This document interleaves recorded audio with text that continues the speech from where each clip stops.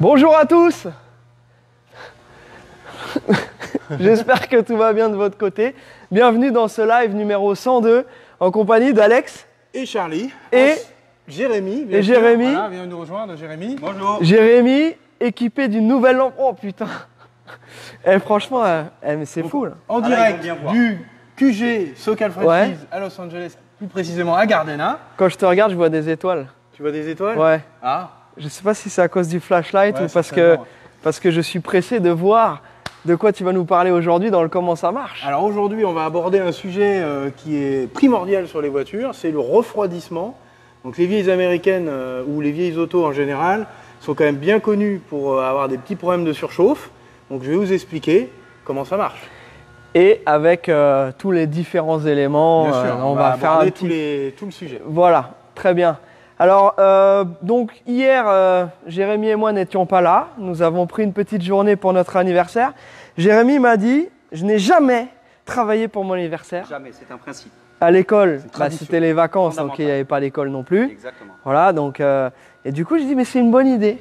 Donc, on a été faire un petit tour dans le désert. Donc, voilà, et on vous remercie pour tous les messages. Merci à toi. On n'a pas eu le temps encore de répondre à tout le monde, etc. Mais merci beaucoup. Voilà, donc ça, c'était la petite parenthèse. Donc, du coup, nous allons attaquer. Alors, vous avez certainement vu ce Blazer. Il faut le dire avec l'accent, je trouve que ça tabasse le mot en anglais. Le Blazer. Ne pas confondre avec le Bronco. Donc, c'est un petit peu plus gros qu'un Bronco. C'est plus long. C'est un beau 4x4. C'est un très beau 4x4. Donc celui-ci, c'est un Blazer K5 de 74, il me semble. 74 ou 73. Et ça, c'est un véhicule qui est un client américain. Et donc, on va vous montrer pourquoi c'est un véhicule qui doit rester sur le territoire. Mais il a la particularité d'être full découvrable. Donc jusqu'en 75, les Blazers comme ça, à la française, les Blazers avaient ce fameux hardtop que vous voyez ici, qui est entièrement découvrable. Donc peut-être qu'on vous fera une vidéo, si on en a l'autorisation par notre client local, de faire une petite démonstration sans ça, parce que franchement, pour aller cruiser avec On va ça... faire la vidéo et c'est toi qui vas l'enlever le toit. Et Non, je suis- par contre, je voilà, suis curieux j'allais de voir dire, comment tu vas t'en sortir. il faut Parce être que plusieurs. je peux t'assurer que c'est un sacré chantier. Ça, le genre Ok. de truc, t'enlèves le toit pour l'été et tu le remets l'hiver. Hein. C'est pas, je mets le toit, demain je le remets. Et ben voilà, écoute, on va en parler à notre ami et donc on lui dira, écoute, faut absolument faire l'essai, voir ce que ça donne avec les cheveux au vent ou la casquette au vent, hein, ça dépend comment vous êtes pourvu. Mais voilà, donc en tout cas ça tue. Celui-ci, il a un kit lift et il a la particularité d'avoir un LS. Pour ceux qui suivent l'émission Count Custom, c'est un véhicule qui a été présenté dans l'émission Count Custom en 2012, il me semble. Donc il est très bien conservé, il n'avait pas énormément roulé. Donc il a un LS. Donc là, le client nous l'a amené parce qu'il y avait un problème, il manquait des pattes. Et donc les gars ont commencé à faire un petit boulot dessus pour voir un petit peu. Tu veux nous dire un peu, Alex Il avait les injecteurs qui étaient complètement encrassés. Mhm. Donc l'injecteur, au lieu de faire un spray bien uniforme et bien diffus, il envoyait un jet continu d'essence. Ok. Et du coup, au lieu de brûler, ça s'accumulait dans la chambre de combustion puis dans l'échappement. Et du coup, il manquait des pattes. Et il crachait de l'essence de l'échappement. Notre client a eu de la chance que ça prenne pas feu. Parce que de l'essence en grosse quantité dans un moteur chaud, il a eu vraiment de la chance. Surtout qu'il nous l'a amené par la route. Voilà. Donc, on a nettoyé les injecteurs, on les a fait nettoyer, contrôler. Maintenant, ils ont un spray comme d'origine. On va changer le filtre à carburant. Et puis, il va être reparti comme en 40. Mais comme quoi, les véhicules à injection, il y a aussi des problèmes d'encrassement. Donc là, à mon avis, je pense que c'est un véhicule qui a dû être stocké longtemps et l'essence, elle a dû vraiment se dégrader. Et ça a fait une espèce de boue collante et qui a collé dans les injecteurs. Et puis voilà, terminé. Donc voilà. Petit travail facile, easy fix. Ouais, et donc maintenant la bonne partie ça va être d'aller l'essayer parce que va falloir enlever je crois qu'il y a aussi le fait qu'il y ait des grosses roues et qu'il soit lifté. Il va falloir qu'on voit aussi au niveau comportement parce que forcément On a un meilleur look quand il est lifté avec des grosses roues comme ça. Hein. D'origine, il est beaucoup plus bas et il n'a pas des grosses roues comme ça. Mais forcément, voilà, le revers de la médaille, c'est que tu as un comportement. Ça balance. Ouais, je pense que voilà, ça va balancer. Bon, par contre, il a C4 donc même si on doit l'aligner, on n'a pas besoin de repartir sur des nouvelles montres de pneus. Voilà, enfin en tout cas, on voulait vous le montrer parce que, bon, on voit ici, je ne sais pas si tu arrives à voir, Jenny, hein, les flammes, les Ghost Flames là, qui sont très discrètes. Heureusement, ils n'ont pas fait les grosses Hot Rod Flames qu'il y a d'habitude sur les trucs custom. Là, ça reste très discret. Belle teinte. C'est un espèce de vernis coloré qu'ils ont mis dessus. Un vernis avec du pearl, comme dirait notre ami Rimo. Hein, ils ont mis une petite, toute fine couche de pearl dans le vernis ici pour faire le dessin. Donc ça se voit à peine. Hein. Au soleil, ça doit mieux se voir. Je pensais que ça doit plus. Ouais. On le mettra au soleil quand il sera prêt. Ça reste sobre, ça va. Ça, il faut qu'on voit avec Karim pour le filmer, ce truc-là. On a plein de trucs à filmer, on a plein de trucs à vous filmer avec des voitures qui sont prêtes, qui vont bientôt partir et qu'on va filmer. Voilà. En tout cas, ça, c'est quelque chose. Faut pas hésiter. Tous les gens qui sont un peu dans les endroits balnéaires, etc. Là, tu es au top du top avec un truc comme ça. Encore une fois, les modèles avant 75 sont forcément plus chers puisqu'ils sont, c'est les modèles qui sont full découvrables. Et sinon, en fait, tu as une petite cabine et c'est seulement la partie arrière qui est découvrable. Voilà. Voilà pour ce petit blazer. Vous nous direz en commentaire ce que vous en pensez. Ensuite, nous avons avancé sur un tas de trucs. Parce que pendant qu'il y en a qui vont dans le désert faire leur anniversaire, il y en a d'autres qui ont avancé. Donc du coup, on a bien avancé sur la voiture de notre ami Chris. Voilà.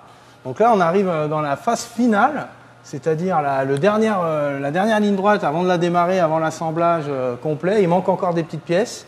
Mais là, le groupe motopropulseur est totalement installé pour de bon. Donc là, c'est 99% fini dans la baie. Donc radiateur en alu de très grosses sections. Ouais. C'était une demande express de notre client.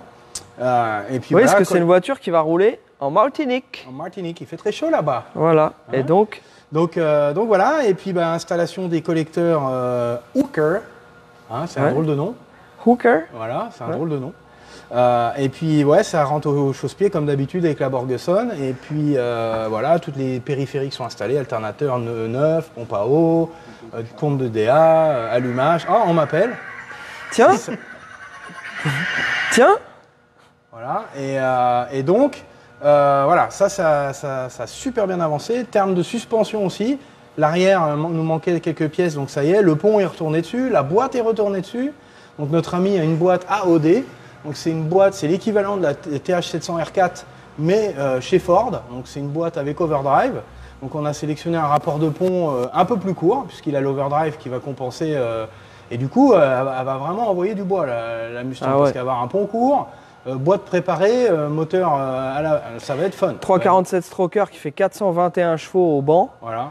Donc pas aux roues, mais au vilebrequin. Donc non, ça va vraiment être cool. Ça va être rock'n'roll. Et donc là, les 4 freins Willwood sont installés, hein, le fameux kit Willwood qui va. Ça, vous n'aviez pas vu la semaine dernière. Voilà. Le train avant. Donc, on a envoyé une petite photo tout à l'heure à Christophe, mais on lui a pas tout montré. Donc c'est surtout à l'arrière que ça a avancé. L'avant, on l'avait déjà fait. Ah, on l'avait fait l'avant? Ah, on l'avait fait. Ah, d'accord. Donc au niveau de l'habitacle, je sais pas si on avait. Ouais, si on avait montré ça déjà la semaine dernière. Donc il n'y a rien qu'à bouger.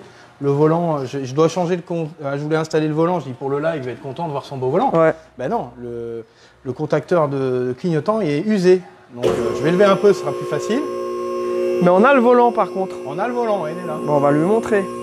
Regarde. Tiens, attends, je vais lever pendant ce temps-là. Hop, et je passe en toute discrétion. Volant boisé. C'est un petit volant en bois, sympathique avec le truc en inox brossé. Donc c'est assez cool. On l'a bien en main. Il est un peu plus petit que le volant d'origine, donc c'est plus sympa. Donc voilà. Donc ça va aller dessus bientôt. Quand j'aurai changé le truc de clignotant, parce que les tétons pour le klaxon sont usés. Ouais. Ils ne touchent pas, donc on va les changer. C'est une pièce d'usure. Le téton de clignotant est une pièce d'usure. C'est une pièce d'usure. Voilà. Au bout de 50 ans, ça marche plus. Ouais, je pense pas qu'il ait 50 ans. Non. Voilà. J'espère que vous appréciez le son. Voilà. Et là, du coup, ouais, il y a eu vraiment... là, il y a eu de l'avancée par rapport à la semaine dernière. Donc là, ça y est, on y est. Allez, je le... Ah, ça sert à rien ce que tu fais. Sécurisation. Oh, man. Donc là, le Ils pont, sont tous différents. Laisse-le en l'air. Ah, voilà. Clac. S'il veut bien se... Donc là, on a mis la barre stable réglable. On peut régler donc la dureté de la barre stable en déplaçant la petite biellette qui est là. Donc là, je l'ai réglé à la moitié. Hein, après, il fera ses petits peaufinages sur le circuit. de son choix. Voilà, de son choix. Donc la barre stable est installée. Elle était baccordée, on l'a reçue avec les petits supports en alu anodisé taillés dans la masse. Hein, super sympa. Les petits scies en bloc en polyuréthane. Donc voilà, ça c'était la touche finale pour le train arrière. Le pont à Fosy est revenu dessus. Donc pont, comme je le disais, court. J'ai plus le ratio en tête, mais on a un pont plus court que ce qu'il y avait, un poil plus court, pas trop court, mais un poil plus court. Donc pour avoir plus de répondants et un Posy pour que la puissance passe bien sur les deux roues en même temps. Et puis voilà, le train arrière complètement fini. J'ai refait les durites de frein sur mesure, etc. Donc je pars d'un kit existant. Je pars d'un kit existant que je modifie pour accommoder les Willwood. Puis bah là, on a nos câbles de frein à main. Alors on s'est aperçu à l'usage que les freins à main du kit Willwood sur la Mustang, c'est pas transcendant. Hein. C'est pas un frein à main de compète. Bon bah il y est, mais c'est pas une révolution, on va dire. Hein. Mais ça a le mérite d'exister. Donc on l'a installé et puis voilà. Et puis la fameuse boîte AOD qui est là. Donc elle est vraiment plus grosse que la boîte d'origine, que la C4 d'origine. Donc il y a des petites modifs à faire, notamment au niveau du shifter. Notre client ne voulait pas le shifter de B&M aftermarket, il voulait absolument le shifter d'origine. Donc j'ai dû commander un kit de conversion de shifter pour convertir donc, la sélection dans la boîte au levier d'origine. Donc ça existe. Donc je l'ai commandé, pareil, le câble, le TV cable, donc le câble de sélection de vitesse. Comme la 700R4, c'est un câble avec une géométrie particulière, donc j'ai racheté tout un kit parce que là, ça avait été bricolé et j'imagine que c'est pour ça que la boîte, elle n'avait pas aimé. Donc là, les TV cables, que ce soit sur les 700R4 ou les AOD, il faut absolument que ça soit réglé aux petits oignons pile poil. D'accord, et c'est quoi tu peux expliquer ce que c'est le TV cable, lui, il est là pour dire à la boîte quelle vitesse il faut engager en fonction de du pourcentage de gaz que tu as.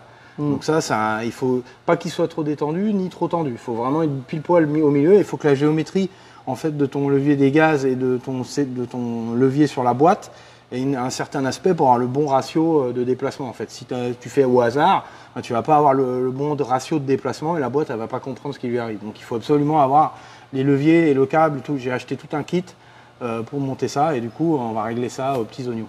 Donc il manque ça, la tringle de sélection. Après, du reste, on va être pas mal. Donc, pour installer le kit, je suis obligé de renlever le pan. Donc, on va renlever le pan, installer le kit. Et quand tout sera en huile et tout, on la démarrera. J'ai l'échappement aussi à faire, un échappement. Donc, à savoir, avec le kit Chassis Works, tu peux pas faire un échappement qui va derrière dans la jupe. Impossible. Il n'y a pas la place. Donc, tu peux pas passer de tube entre parce que maintenant, on a les coilovers qui sont juste derrière, exactement à l'endroit où l'échappement doit passer. Donc tu as le bras supérieur qui est là d'un côté et l'amortisseur qui est de l'autre. Il n'y a aucun moyen, ou alors il faudrait faire un truc sur mesure, alambiqué, pas possible. Et après avec le débattement, c'est super compliqué. Donc on va faire deux sorties juste avant le pont, vers le sol, pour l'échappement. Ça fera très bien, ça sera nickel. Puis celle-là n'avait pas de découpe dans la jupe, donc ça ne dérangera pas. Ce sera un Ghost Exhaust. Ok, voilà. Et ça va sonner. Ça va sonner, ouais. Tu mets du quoi, du 2,5? Ouais, 2,5, Flowmaster. Bon, ce qu'il y avait, c'était en bon état. On va lui mettre un petit coup de clean. Je vais la modifier pour l'accommoder au nouveau collecteur. Ok. Et puis ça va être nickel. Bien. Encore du boulot. Je pense qu'on commence à en voir un peu le bout. Tout ce qui est petit accastillage final, on a super bien avancé.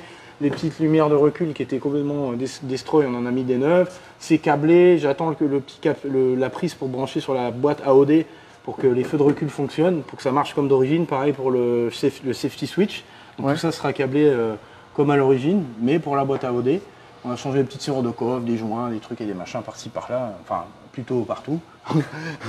Mais moi, ça me plaît ça. Hein. Ça tu vois, quand bien. tu regardes ici, là, tu vois vraiment. C'est beau. Et tu as fait aussi les petites durites sur mesure. Ah, bien sûr. Regardez-moi ça. Donc, ça, pour ceux qui suivent, c'était un des tutos. Alors, un jour, je prendrai le temps de reprendre chacun des derniers lives et je remettrai quel tuto va dans quel truc, comme ça vous pourrez retrouver. Il faut qu'on le fasse sur la chaîne YouTube pour ceux qui regardent en rediffusion. Mais voilà, ça fait partie des tas de trucs qu'on doit améliorer, qu'on doit continuer à améliorer, mais qui demandent du temps. Voilà, donc pour l'instant, on essaye de faire fonctionner au maximum le shop, faire tourner le shop, et puis ensuite toutes les petites améliorations. Voilà, c'est des choses qui sont importantes, mais qui sont, je dirais pas subsidiaires, mais dans un deuxième temps. Donc on va s'en occuper et puis on vous fera ça sur la chaîne YouTube. Ensuite, d'ailleurs, chaîne YouTube qu'il faudrait, et ça on a besoin de vous, de votre aide, il faudrait la partager et essayer de nous aider à faire gonfler le nombre d'abonnés, parce que là on a plus de 20 000 followers sur la chaîne, enfin sur la page Facebook. Mais par contre, sur la chaîne YouTube, on est à la ramasse complet. Avec le contenu qu'on propose, il y a des gens, enfin beaucoup de gens qui ont sympathiquement dit que c'était pas logique avec le contenu qu'on propose, qu'on ait si peu d'abonnés sur YouTube.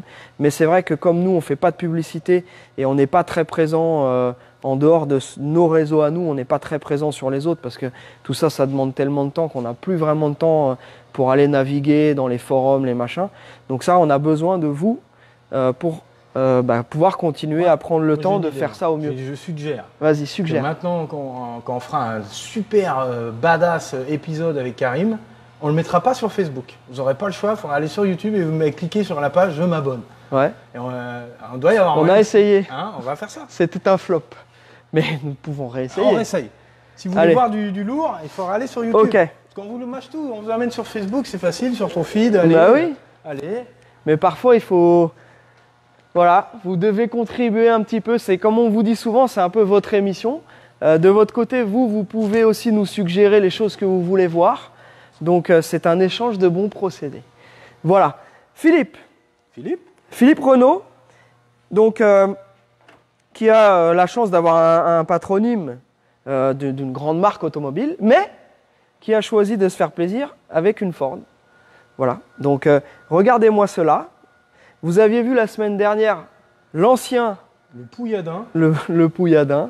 Voilà, donc qui avait des compressions faibles et qui avait besoin d'une cure de jour. D'un refreshment. Ce moteur-là, vous le reverrez, il va être... dans la prochaine. Une résurrection va se passer et boum, et il deviendra tout beau, tout neuf comme celui-là. Recyclage, voilà. Écologie. Écologie.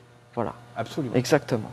C'est notre forme à nous d'écologie. Donc là, notre ami Jérém nous fait un petit boulot comme il faut, hein, nickel, les petits détails et tout ça, ça va être nickel. On a bien évidemment supprimé la pompe à air qui n'était absolument pas nécessaire. Hein, donc ce moteur-là avait des culasses sans pompe à air, donc voilà, hein, terminé la pompe à air. Puis on a sorti ça d'un petit jeu de cache-culbuteur du plus bel effet. Et le filtre à air sera également assorti. Hein, donc, d'accord. Et tu peux nous préciser ce que c'était la pompe à air? Alors la pompe à air, c'est un système anti-pollution qui était, requis ici en Californie dès les années 60. Et ça sert en fait à envoyer de l'air frais dans l'échappement pour avoir une combustion plus complète, pour moins polluer.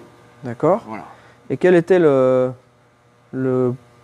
l'intérêt et quel pouvait être le problème? Pour la dépollution. Okay. Après, au problème, c'est juste que ça fait un vacarme pas possible, ça pompe sur le vilebrequin de la puissance, et puis ça sert pas vraiment à grand chose, hein, honnêtement. Et puis c'est moche, c'est ugly, il y a plein de durites partout. Hein? Ouais, elle est liée sur la rouge là-bas. Ouais. Mais bon, ça a l'avantage d'être d'origine et d'être matching number. Et oui. Hein, matching number, tout le monde veut du matching number. Et bien sûr. Hein? Voilà, ce petit moulin, donc qui va être tout neuf et qui sera en rodage, mon cher Philippe. Mollo. Ce qui signifie que, ça on va le redire, hein, le rodage, c'est pas ouh, c'est roup, roup. Souvenez-vous, il nous avait tellement bien fait le bruit que normalement, vous devez vous souvenir de ça. N'est-ce pas? Oui, très certainement. Hein. Mais en fait, le rodage, tu nous as déjà expliqué qu'il ne fallait pas faire. Aller sur YouTube, hein, j'ai tout expliqué sur YouTube. Donc, Oui, mais le problème, c'est que je ne sais plus dans quel truc. Donc. Bah, et là, on revient au tous truc. les épisodes. Ah là Voilà. là. Hein, Ok, bah, ce week-end, je vais commencer par répondre à tous les messages d'anniversaire. Et puis, quand j'aurai fini ça, je jetterai un petit coup d'œil. Voilà. et voilà. Et donc, on vous redira. Donc, effectivement, non, sans blaguer, hein, le rodage ne se fait pas forcément à régime constant sur 500 Surtout km, pas un régime constant. comme Surtout beaucoup de pas. gens le pensent. Non, surtout pas. Il faut mettre de la charge dans les cylindres. Il faut ouvrir en grand, mais pas faire monter le moteur trop haut en régime. Mais il faut mettre de la charge pour que la pression cylindre soit importante et que ça plaque les segments contre les cylindres et que ça se rôde bien comme il faut. Et c'est pour ça que les gens, il y en a qui disent rodage, ouais, mollo, les rodages mollo, ça marche, hein, mais la voiture après, elle a pas, l'étanchéité n'est pas aussi bonne que quand on a mis de la charge. Moi, je rôde pied au plancher, mais pas de régime. Il ne faut pas faire gueuler dans les tours, il faut mettre de la charge et puis et on relâche, juste pour bien gonfler les cylindres. Roup. Broup. Voilà. That's it. Et ben voilà, on y vient. Ok, alors ensuite, tiens, on va montrer ça. Nous avons reçu la boîte Nous avons de notre ami François. Donc François, la semaine dernière, on expectait la boîte en franglais, en franglais dans le texte. Voilà. Et donc voici une petite boîte, 4 vitesses. Donc c'est une top loader, un 4 vitesses exactement. Que Oh la vache! ça va pas te niquer le dos. Vas-y, tu peux faire 2, 3, 7. Ah ouais. Voilà. C'est quand même plus petit qu'une boîte auto. Donc c'est voilà, Voilà. tout refait, synchro, roulement, nickel. Elle était fatiguée. Pareil, c'est des trucs qui ont des années et des années. Puis à un moment, ça crie famine, c'est fatigué quoi. Là, on voit. Famine! T'es en train de rouler, t'entends famine! Non, là, ça va être nickel. Hein, bibiche, Voilà, moustache. moustache. Voilà François. Donc tu étais, c'était une des pièces maîtresses qu'on Donc là, on va attendait pouvoir pour la pouvoir remettre. enchaîner. Sur l'auto. Il manque encore des pièces d'intérieur d'accastillage, mais là, du coup, du fait d'avoir la boîte, on va pouvoir la remettre sur ses roues. Et je vais pouvoir l'emmener chez le sellier pour qu'il fasse le ciel de toit. Mhm. On va enlever les carreaux, on va enlever les glaces, il va lui faire son ciel de toit. Bon, maintenant, ça devrait avancer. Parce que c'est vrai que tant qu'on n'avait pas la boîte et qu'elle ne pouvait pas la mettre sur ses roues, on était un peu bloqué. Tout pareil, toutes les bricoles d'accastillage, ça a bien avancé. Tout ce qui est électrique et tout, c'est bon. C'est réparé. Moteur de ventile qui faisait un bruit pas possible, on l'a changé. Enfin, on a fait ce qu'il fallait pour que ça avance.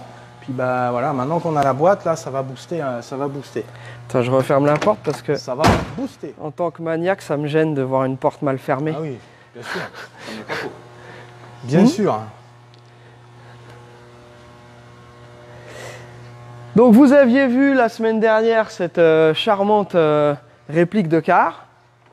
Donc nous avons eu la chance d'avoir un modèle qui est venu faire une série de photographies. Ah, encore une porte mal fermée, décidément. Je ferai le tour du garage, quand même, parce qu'à mon avis, il y en a plusieurs. Non mais celle qu'on filme quand même. Voilà, et donc on a eu la chance d'avoir donc ce modèle. Alors quand les photos paraîtront, on vous donnera les liens et tout. Mais donc ils ont fait une petite photo avec ça, avec la belle voiture de notre ami Stéphane, qu'on avait tout bien Et la nettoyé, Porsche. tout cleané. Voilà, et la Porsche de Massy aussi. Et qu'on avait tout bien cleané pour l'occasion. Voilà. On continue à recevoir les pièces de notre ami Cyril pour la Challenger. Ça arrive, ouais, un compte-gouttes, Voilà. par-ci par-là. Il y a beaucoup Tu de peux la backorders. montrer parce qu'on a quand même pas mal de gens aussi qui nous suivent, qui aiment les Mopars. Donc pour ceux qui n'ont pas encore vu dans les épisodes précédents, ça c'est un des tout prochains projets, en chantier, voilà. Ça fait bizarre comme terme, mais c'est un chantier, voilà. Voilà, on félicite aussi Alex pour un autre Alex pour l'achat de la Mercury. Donc celle-ci, on va l'envoyer, on met 4 nœuds neufs. Tout le reste du travail avait déjà été fait sur cette voiture. Donc on a les 4 nœuds neufs à installer et ensuite elle va pouvoir partir. Voilà, cette belle Cougar. Voilà, et puis nous on attend aussi le moteur de la berlinette, non? Ouais, le moteur de la berlinette. Que tu peux montrer, Jenny, aussi, hein, la petite berlinette alpine. Voilà, la berlinette, un arbre à cam tout neuf. Donc le moteur va arriver, on remettra le moteur. Et cette fois, on pourra rouler avec. Ah bah j'espère bien. Et la On va en filmer un profiter. peu. Aller au Cars Coffee le week-end, Voilà, on comme le accompagnera. week-end dernier. Oui, week-end dernier, et j'espère qu'il vous a plu le live du Cars & Coffee. C'était un live express. On est arrivé, on était 3. Et on avait bien aligné les voitures. Et puis, en fait, on s'est fait notre propre Cars & Coffee. Donc, ce qui nous a après permis d'aller faire un petit tour sur Hollywood avec les voitures. Mais est-ce que je fit là-dedans? Là, comme ça, on se rend compte de la taille de la voiture. Parce que quand tu la vois, tu te dis, ouais, elle est petite. Mais quand tu mets le mec dedans... Non, ouais, franchement, j'ai la tête dans le plafond. Mais c'est pour ça que les pilotes sont de taille normale. Franchement, regarde. Hein Alors, je pense que les pédales sont plus loin là-bas. Ouais, elles sont là-bas. Ah, je pourrais la conduire. Est-ce que c'est déporté comme la Cobra? Ah ouais, non. C'est complètement déporté comme dans une c'est l'inverse. C'est l'inverse de la Viper ou de la Cobra. Les pédales, elles sont là-bas, mais là, elles sont par là. Ok. Ouais, je fit. C'est bien. Bon, j'ai la tête qui touche un peu le plafond. Si je fais un tonneau, là, je tape sur ma tête. Ah, c'est rigolo, hein. C'est vraiment... Ah, je rentre dans une Alpine. Je suis pas si gros, hein, les gars. Mais personne n'a jamais dit ça. Surtout après tous les efforts culinaires. Ah oui, hein, il y a la preuve sur Internet. Que nous ne mangeons que des trucs sains et mais oui. sans calories. Mais il y en a plein qui ont fait des commentaires sur les fiches taco, mais le fiche taco, je suis désolé. Bon, là, il se trouve qu'ils avaient un peu frit le poisson, donc forcément... Ah oui, mais bon... Hein, voilà, mais si tu prends du grilled fish, c'est que des bonnes choses là-dedans. On avait demandé poisson grillé, ils nous ont mis des trucs frits. Oui. C'est pas de notre faute. Mais parce qu'on n'a pas demandé en espagnol. Ah. Si. Je comptais sur toi pour. Sí, pero a este momento no es posible hablar español. Voilà. Porque tengo que practicar. Hay mucho tiempo que no hablo español. Voilà. Donc voilà, petite bonjour Madame Godefrin. Madame quoi? Madame Godefrin, elle s'appelait ma prof d'espagnol. Ah, je croyais que c'était Madame Godefroy. Non, Godefrin. Godefrin. Et je n'ai sorti aucune vanne.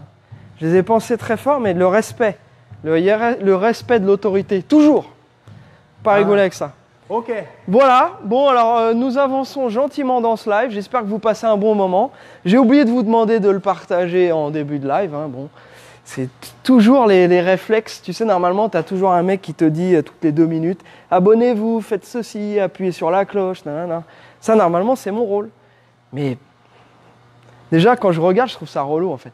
Il faut être très honnête. Moi, quand je regarde une vidéo et qu'on me dit « Abonne-toi », déjà, on me tutoie. Je suis d'un âge respectable. On ne se tutoie pas. Non, mais surtout, c'est le mec qui est là « Abonne-toi, fais ci, fais ça ». Non. J'ai envie. Oui, si je veux déjà. Voilà. Bon, donc, s'il vous plaît, si vous n'avez rien d'autre à faire, n'hésitez pas à appuyer sur la cloche. Voilà. Donc ensuite, tout ça, on a montré la semaine dernière, notre bon alignement. On ne va pas se la répéter cette semaine pour vous remontrer ça. Mais quand même une petite touche de fierté, je dois l'avouer. Quand même un joli parterre d'automobile, très sympathique. Et nous espérons, oui. Où est la boulette? Elle est en peinture, la boulette. Mais la boulette est en peinture. Voyons. Enfin. Qui demande? Le propriétaire? Un follower? Eh bien oui. Et ça, on l'attend avec impatience. Et je pense qu'Eric aussi. Mais voilà, on laisse notre carrossier travailler. Parce que là... L'heure est grave. L'heure est grave. Il faut qu'il fasse du bon boulot. Ensuite, qu'est-ce qu'on avait d'autre, mon cher Alex? Est-ce qu'on va enchaîner sur comment ça marche? Parce que moi, je veux savoir. Tu veux savoir? Je ne sais pas si vous voulez savoir, mais moi, je veux savoir et comprendre. Et mon rôle, même quand je sais, c'est de faire comme si je ne savais pas. Donc qu'est-ce que c'est que ça? Qu'est-ce que c'est que ça? Ça, c'est un radiateur. Oh, merde alors! Cher ami, qu'on a tronçonné. Et oui. Et c'était pour vous montrer à quel point ça peut très vite se tourner au vinaigre. Et justement, je rebondis là-dessus, le vinaigre a un très bon détartrant, et sans blague. Ouais. Donc les radiateurs, on peut voir, hein, regarde. Donc le liquide de refroidissement qui entoure le moteur, hein, lui il est là pour attraper la chaleur qui est émise par les cylindres et le moteur en général. Il est pompé par la pompe. Donc là, la pompe, je l'ai ouverte pour montrer à nos amis. Donc c'est une pompe entraînée par la courroie, donc on a une volute dedans qui aspire le liquide du bloc, de chaque côté, de chaque banc, et qui le recrache par le haut du moteur, et c'est une circulation, donc ça pompe en dessous le radiateur, ça circule dans le bloc, ça remonte, et c'est une circulation afin d'échanger les calories. Donc le liquide de refroidissement, lui, est chargé d'énergie, de chaleur du moteur, et c'est le boulot du radiateur que de l'évacuer et de la remettre dans la nature en fait. Donc là on peut voir, regarde, tu filmes, quand le radiateur est entartré, alors, très souvent les anciennes voitures, les gens quand ils tombent en panne, une fuite, un machin, on n'a pas de liquide de truc sous la main, on met de l'eau. Donc l'eau ça dépanne, mais il faut l'enlever parce que l'eau c'est corrosif et ça finit par corroder l'intérieur du bloc qui eux sont en fonte en acier. Et du coup, ça rouille, ça fait du dépôt et ça vient colmater tous ces petits passages d'eau. C'est là-dedans que l'eau circule. Et là, on peut voir aussi l'alvéole, les petites ailettes. C'est là-dessus que l'échange thermique se fait. Quand l'air le traverse, et les ailettes, elles transmettent la température, enfin la chaleur, entre l'air extérieur qui rentre, qui lui est plus frais que ce qui circule dans le... Là, on peut voir. Hein. Donc les ailettes, c'est très important qu'elles soient... Alors si le truc est complètement écrasé et que l'air ne peut plus traverser, ça peut être un problème de chauffe. Et bien souvent, le problème qui se passe, c'est que ces petits conduits qui sont dans le radiateur, eux se bouchent. Et puis l'eau ne circule plus partout correctement et l'échange thermique ne se fait pas. Donc ça, c'est la première chose. Donc pour nettoyer un radiateur, alors quand c'est vraiment encrassé, c'est mort. Hein. Il n'y a pas de miracle en fait. Donc ça, soit on le change, soit on peut faire refaire le faisceau, donc juste cette partie-là et garder les réservoirs qui sont là et là, s'ils sont en bon état. Donc il y a plein d'entreprises ici ou en France qui font ce genre de boulot. Donc sur une voiture rare, ancienne, souvent c'est le cas, on fait refaire le radiateur au lieu de le changer. Là, Mustang, c'est des voitures quand même de grande série, donc les pièces sont quand même économiquement accessibles, on va dire. Donc on change le radiateur. Après, on peut mettre ça, c'est un radiateur standard. Après, on peut mettre des radiateurs en aluminium un peu plus performants, avec des conduits plus gros, avec plus de surface d'échange. Donc on a un refroidissement qui est optimisé. Et puis après, ça, c'est géré par une petite pièce qui souvent casse les bonbons. Hein. Ah ouais. Hein, donc ça, c'est la petite pièce qui casse les bonbons. C'est le thermostat ou calorstat. Donc cette pièce-là, elle est primordiale pour le refroidissement du moteur. Donc comment ça marche? Qu'est-ce qu'il y a là-dedans? Donc c'est très simple. Il y a une petite cire qui, quand elle est froide et rigide, elle est dure. Et en chauffant, elle devient liquide, elle devient molle. Et le petit ressort le liquide de refroidissement arrive à pousser et à passer en fait. Donc il y a plusieurs valeurs d'ouverture, de température. Donc là, la valeur moyenne, c'est entre 180 et 190 degrés, 195, ça dépend des modèles des voitures. Fahrenheit, bien sûr. Ça, c'est la température à laquelle... Ça correspond à quoi en Celsius? On doit être à, 80 degrés, 85, 90 dans ces eaux-là, quoi, hein, un petit peu avant le point d'ébullition de l'eau. Point d'ébullition de l'eau qui, lui, est à 100 degrés Celsius. Et du fait que de mettre du liquide de refroidissement dedans, ça repousse le point d'ébullition un petit peu plus loin. Et le fait que le système soit pressurisé repousse encore plus le point d'ébullition. Et là, en degrés Fahrenheit, parce que moi, en Celsius, j'ai abandonné. Ouais. Là, le point d'ébullition, on est à plus de 250 degrés sur un système pressurisé. Donc là, quand ça commence à dégueuler, c'est que la voiture, elle a très chaud. Très chaud. Okay. Donc ce calorstat, des fois, il merde. Il se bloque fermé. Et du coup, on n'a pas la circulation dans le bloc. Il sert aussi à avoir le chauffage. Ça permet d'avoir le chauffage dans la voiture plus rapidement parce que le circuit est bypassé en fait.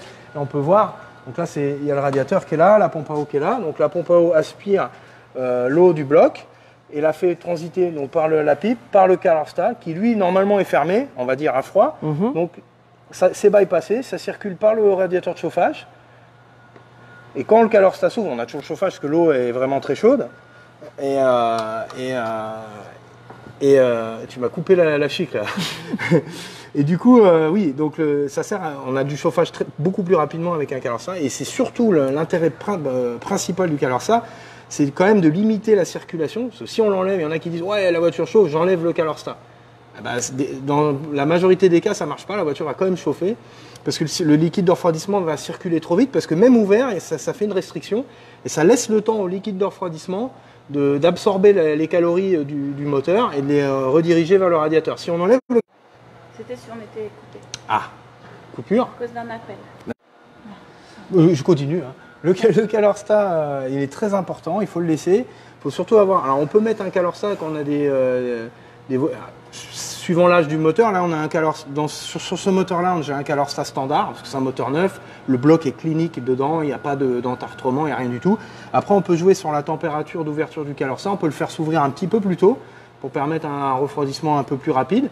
Donc il y a des Calorsta à 160, 180 degrés. Moi, sur les anciennes ou avec des moteurs, on va dire anciens, je mets un Calorsta généralement à 180 degrés. 160, c'est un peu tôt.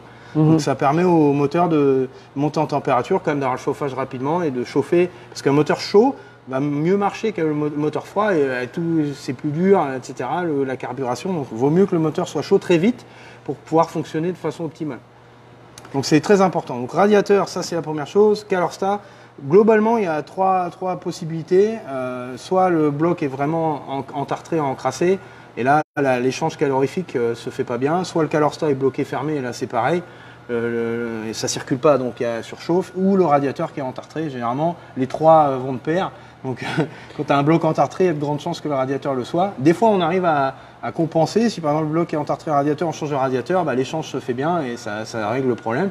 Le bon truc, c'est du vinaigre. Le vinaigre, ça enlève le tartre, mais ça enlève pas la rouille. Donc s'il y a du tartre du dépôt, on le rince bien le radiateur, etc. au vinaigre, on laisse mijoter ça une nuit. Tu le remplis bien de vinaigre, tu le laisses mijoter, même plusieurs jours s'il faut. Tu le rinces bien et normalement ça revient bien avec le vinaigre. D'accord. Voilà. Et après, au niveau des autres causes potentielles de surchauffe, si on a un bon circuit de refroidissement, après ça peut être Alors après, on a les soit problèmes de joint de culasse ou de joint bloc de culasse, fendu. donc de communication entre la chambre de combustion et le circuit de refroidissement. Donc là, ce qui amène à tes compressions en fait moteur, donc tu as 10-15 bars de compression qui débarquent dans le circuit de refroidissement, donc ça va le gonfler, ça va le faire monter en pression, tu as de l'air qui va se mettre dans le circuit, donc ça va accélérer. Généralement, quand on a un problème de chauffe, de circulation, d'échange calorifique, c'est une chauffe qui va arriver graduellement. Ou alors, il faudrait vraiment une toute petite fuite de joint de culasse pour que ça se remplisse d'air tout doucement. Mais généralement, quand il y a un joint de culasse qui a pété, ça dégueule quasiment immédiatement. On démarre, ça fait monter le circuit de refroidissement directement en pression à cause des compressions et ça se met à dégueuler du trop-plein. Après, je parlais tout à l'heure de circuit pressurisé. Donc, il est pressurisé par le bouchon. Ça aussi, c'est un élément qu'il faut prendre en compte. Donc, on a un petit ressort. Donc, ce petit ressort-là, il est taré. Donc là, c'est un bouchon qui s'ouvre à 0,9 bar. Donc, et là, ça c'est une sécurité, c'est la soupape de sécurité du circuit de refroidissement.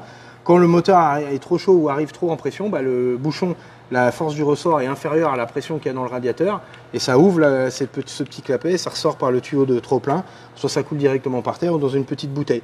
Après, c'est pas des fois, bah, tu as un petit peu de vapeur qui s'en échappe ou une goutte ou deux, bon, c'est pas dramatique ça. Donc le mieux c'est de mettre une petite bouteille. Par contre, si ça pousse et que ça remplit la bouteille et que ça arrive à faire dégueuler la bouteille, là il y a un problème. Donc moi j'aime bien mettre une petite bouteille parce qu'il y a toujours un léger petit résidu. Un petit truc, ta voiture que tu as dans les bouchons qui fait l'été, c'est chaud, ça peut arriver que ta pression monte légèrement. Mais il ne faut pas que ça monte à tel point que tout le liquide se répande par terre. Très bien. Et dernier truc, du point de vue électrique, est-ce qu'il y aurait des raisons qui pourraient aussi provoquer le réglage de l'allumage, voilà, le réglage de l'allumage, c'est primordial aussi. Parce qu'un moteur qui a un allumage très mal réglé, bah, ça fait chauffer parce que la combustion ne se fait pas au bon moment. Et du coup, bah, le moteur chauffe plus, vraiment plus. Pareil, une carburation mal réglée, si tu as un mélange trop pauvre, bah, c'est un mélange qui va faire chauffer le moteur vraiment plus qu'un mélange.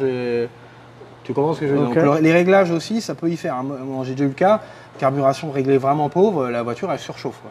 Et ça ne sera pas un problème de joint de culasse, ça ne sera pas un problème de circulation, c'est juste que ta combustion est beaucoup trop chaude. Donc ça, on prend un petit gun thermique et tu regardes tes températures au niveau de tes échappements, de ta pipe, etc. Et tu permets de voir. Après, donc au niveau des choses qu'on a déjà vues, on a déjà eu parfois des problèmes de sondes, donc des sondes qui sont soit pessimistes, soit optimistes, ça, et qui vont voilà, la lecture de la température qui pourrait donner, qui pourrait laisser penser que la voiture chauffe alors que ce n'est pas le cas, ça c'est déjà arrivé. Il y a aussi vérification, si la voiture se met à chauffer, que le ventilateur se déclenche bien. Alors, donc ça c'est un autre sujet. Là, c'est un ventilateur fixe, c'est une pale liée directement à la poulie, donc qui tourne en permanence. Ça, c'est la solution la plus fiable. Après, il y a certaines voitures qui ont un visco-coupleur. Donc, c'est un système pareil à cire. Et plus le visco-coupleur va chauffer, plus la cire va... Alors là, je crois que c'est l'inverse, la cire durcit. Et du coup, bah, il va quasiment se solidifier et mettre le ventilateur comme s'il était en direct. Donc, ça, c'est sur certaines Mustang, notamment celles qui ont la clim, vous avez mis un système à visco-coupleur. Et des fois, le viscocoupleur, bah, il fait pas son taf, il reste débrayé et ça refroidit mal. Donc ça peut être un autre truc. Sur les BM, c'est comme ça aussi. BM, plein de voitures, même modernes encore aujourd'hui, c'est utilisé, ça fonctionne bien, hein, c'est un bon système. Ça c'est pareil, il faut le vérifier. Et après les ventilos électriques, alors là il y a tout et de rien. Ça marche bien, le ventilo électrique, l'avantage c'est qu'il ne vient pas pomper d'énergie sur le moteur. Il pompera de l'énergie que quand il se déclenchera. Donc tous les phases où tu roules sur l'autoroute et où c'est la dynamique du véhicule qui refroidit le radiateur, où tu n'as pas besoin d'avoir de ventilateur, il prend 0 puissance, tu vois, donc c'est bien, c'est un bon gain, donc consommation inférieure et meilleure performance. Bon, ça se joue à pas grand chose, tu vois. Et surtout le bruit, parce que c'est hélice qui est en direct, quand tu accélères, tu entends, ça fait un bruit très, très caractéristique. Et les ventilos électriques, faut se méfier, faut mettre le prix, faut acheter le plus cher. Faut pas acheter les gnognottes eBay chinois, machin, ça ne bouge pas assez d'air et là tu es sûr que la voiture elle chauffe. Moi je suis pas un grand fan du ventilateur électrique, pour te dire ma Toy de drague, j'ai toujours l'hélice avec le viscocoupleur. Je suis pas chaud pour mettre des ventilateurs électriques parce que si le truc tombe en panne, tu chauffes quoi. Que le truc mécanique, ça marche toujours quoi. Bon, j'ai mis un viscocoupleur neuf d'office pour être sûr que j'ai pas de problème de visco, parce que je sais pas de quel âge il avait, donc ça c'est pareil, c'est une pièce d'usure. De temps en temps, le liquide de refroidissement, il faut le changer. Hein, ça fait partie de la maintenance de la voiture. C'est pas à vie, le liquide de refroidissement, parce que même si on sait du vrai liquide dedans, il y a des impuretés, des cochonneries, et sa propriété à repousser l'ébullition se détériore, etc. C'est comme l'huile, il faut le changer de temps en temps. Visco, ça se change, c'est pareil, c'est une pièce d'usure. Le Calorstat, c'est pareil, c'est pas éternel. De temps en temps, il faut faire un service, faut le changer. Donc voilà. Donc je pense qu'on a abordé une grande partie des différents petits soucis qu'on peut rencontrer avec le système de refroidissement. Ça c'est les pannes c'est les pannes subites comme je les appelle. Les petites culasses, des fois elles se fendent, c'est bien connu sur les Mustangs. C'est des culasses qui sont moulées. Des fois il y a un petit crack une petite bulle d'air qui s'est fait quand ils ont moulé la culasse. Donc au début de sa vie, la voiture ça a été très bien. Puis à un moment, ce petite bulle d'air va craquer, puis ça va faire un léger trou. Et donc tu vas avoir une voiture qui marche très bien. Puis quand elle va commencer à chauffer, comme je le disais tout à l'heure, tu vois les compressions qui vont passer très légèrement dans le liquide de refroidissement. Et puis ton système va monter en pression, mais tout doucement. Et puis tu sais pas d'où ça vient. C'est plus difficile à diagnostiquer. Alors pour ça, il y a un outil. C'est l'outil de test CO2. Donc on vient tester quand la voiture a tourné dans le radiateur. On vient voir avec un révélateur, un liquide révélateur. On vient pomper l'air qui est dans le radiateur. Et s'il y a du CO2, donc si ça vient des chambres de combustion, parce que ça émet du CO2, quand il y a l'explosion et l'échappement, c'est du CO2. Donc quand tu as du CO2 dans le liquide de refroidissement, ton révélateur va changer de couleur. Donc là, ça veut dire que tes compressions passent dans le liquide de refroidissement. Donc il y a soit un jaune de culasse, soit une culasse qui est fendue, soit le bloc qui a un défaut, qui a un problème. Donc ça, c'est le genre de panne, quand on a ça, quand le révélateur il change de couleur, c'est pas bon. Ouais. Ça sent pas bon. C'est révélateur d'emmerde. Oui, exactement. Voilà. Ok, très bien. Si vous avez des questions assez promptes, faites-le maintenant. Le temps qu'elles apparaissent, on pourra éventuellement vous répondre.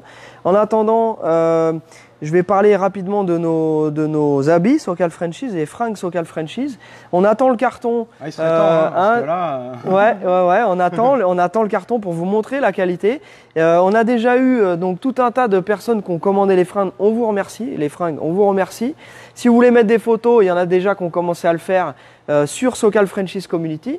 Donc ceux qui ne sont pas encore sur Sokal Franchise Community, n'hésitez pas à rejoindre le groupe et nous présenter des photos, par exemple à côté de votre voiture avec les casquettes, etc. On va vous les montrer très rapidement. Un concours. Celui qui fait la photo avec les t-shirts Sokal Franchise la mieux. Concours, et après c'est vous qui choisirez. Nous, on la met en page de. Voilà. On la met en fond d'écran. Voilà. Enfin en page de garde. Voilà, du groupe Sokal Franchise. Exactement. Excellente idée, je suis très content de l'avoir eu. Je sais. Voilà, très bien. Bon, Jérém, on dit au revoir. Disons au revoir. Voilà. Il y a eu des questions, Jenny? Parce que je dis poser des questions, mais. Je ne laisse même pas les gens poser des questions. Faut-il vous couper la chic? Je crois que ça marche plus. Ça marche plus les commentaires. Mais bien sûr. De toute façon, il n'y a pas un live où il n'y a pas un truc qui va pas marcher. Là, vous avez du son, vous avez de l'image. Oui. Voilà. De toute façon, on est bien en même temps. Vous êtes en vacances. Nous, on est. En vacances toute l'année. Nous, en vacances toute l'année, le week-end. Que se passe-t-il? Oui, bah vas-y. Fais-toi plaisir. Combien faut-il compter pour un bon radiateur alu? Combien faut-il compter pour un bon radiateur Alors là, alu? ça Nous dépend. postons. Ça dépend. Les bonnes affaires, celui-ci par exemple, celui-là on doit être dans les 260 $, je crois, ce qui n'est pas très cher. Et c'est de bonne facture, il est bien épais, le faisceau et tout. C'est quand même c'est plus ou moins la même chose. Après, c'est pas comme les systèmes de ventilation, un radiateur. Bon, après les trucs chez Wish, les trucs à 100 balles, ouais, vaut mieux éviter quand même. Après, on peut monter jusqu'à 600, 700 $ pour un. Mishimoto. Pour du radiateur de compétition. Après, les Mustangs n'ont pas un système qui est très pressurisé. Donc là, on a 0,9 bar de pression. Il n'y a pas besoin d'avoir un truc soudé, bulletproof. Moi, la mienne, je suis à 1,7 bar de pression de liquide de refroidissement et que je monitore sur ma gestion électronique.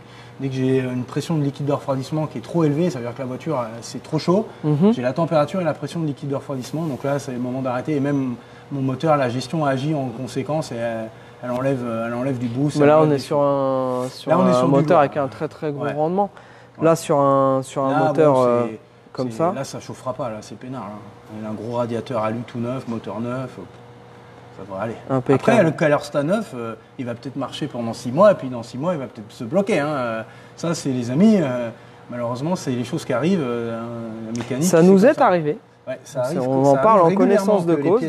Pièces neuves qui foirent. Voilà, ça arrive régulièrement. On démonte, on voit que c'est neuf, mais voilà, foiré. Ça marche plus. Voilà. Donc, ok. Bon, en tout cas, je pense qu'on a fait le tour du coup, Jenny. Oui.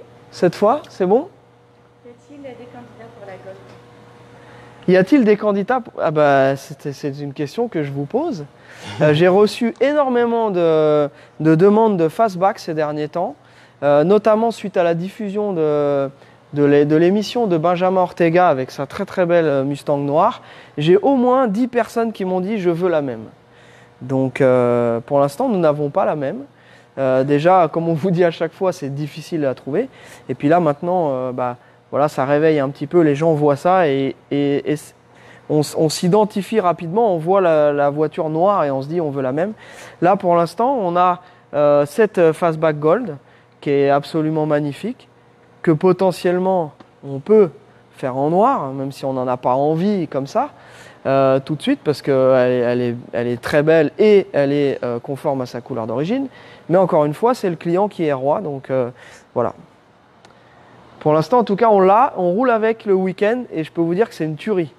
La boîte 5 Tremec, c'est un vrai plaisir, c'est ultra agréable. C'est une voiture qu'on a emmenée devant le shop de nos amis Heroes, des Français qui font des motos d'exception. Et donc, voilà, on s'est vraiment bien amusé. C'est une super caisse. Voilà. Je crois que oui, c'est la seule voiture que nous ayons pour l'instant dispo à la vente. Donc on va se remettre en chasse semaine prochaine pour racheter des caisses. On cherche. N'est-ce pas? Tout à fait, je suis voilà. Donc on essaye. C'est dur, ça devient dur. Hein. Mais ouais, faut dire on en élimine beaucoup. C'est ça le truc. Ouais. On en voit plein, mais on en élimine beaucoup. Et après, trouver ces voitures-là, quand on va sur les cars shows, les gens ne veulent pas les vendre. Il y a quelques années, tu arrivais avec une valeur supérieure à ce qui se vendait ici. On les achetait même sur les cars shows. Maintenant, les gens ils nous regardent. Déjà, il ne faut même pas dire que ça part pour l'étranger parce qu'il y a quand même beaucoup de gens ici aux États-Unis qui ne veulent plus voir leur trésor comme ça piller et partir partout ailleurs. C'est comme nous avec nos châteaux. Hein. Il y en a qui pillent les châteaux en France. Ouais. Il y a un marché, donc ils achètent les pierres des châteaux, ils les reconstruisent je ne sais pas où, au Népal, en Chine, je ne sais pas où. Et il y a un vrai marché, donc ils pillent nos trucs. Alors là, c'est la même chose. Donc là, on prend leur voiture, c'est un peu leur histoire. Ils n'ont pas de château, mais ils ont des Mustangs. Ouais. Voilà. Ils ont des voitures de collection, comme ça, ouais. Voilà. Eh bien, Jenny, est-ce que tu penses qu'on est bien là? Oui? On n'a pas la dernière question clé Non? Bon, écoutez les amis, merci d'avoir suivi ce live numéro 102. On vous donne rendez-vous la semaine prochaine. On vous tient au courant s'il y a un petit truc sympa qui se profile. Et puis d'ici là, portez-vous bien, continuez à bien faire attention à vous. Et nous quittons l'écran. Waouh! Et la Jenny va bientôt éteindre.